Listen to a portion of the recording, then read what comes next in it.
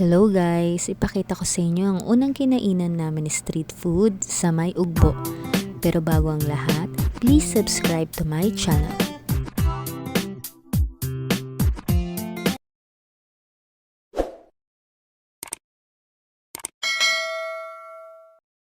Ito ang Rados Lechon.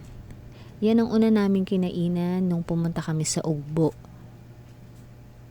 Papasok ka dyan sa loob ng Eskinita. Bali, sinundan namin yung mga tao kasi sa tingin namin dyan din ang punta nila.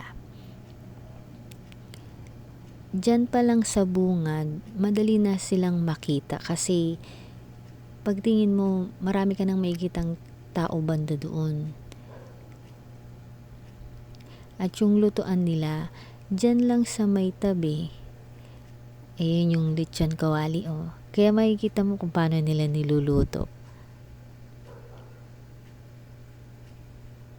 At ayan na, ang Rados.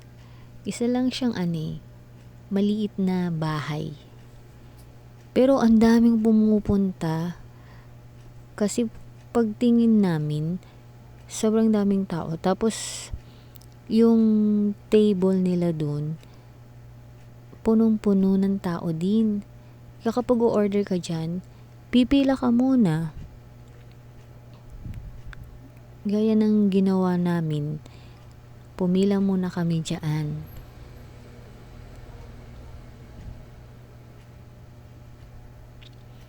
Ayan, 'di ba? Nakapila kami. Bago 'yan mag-order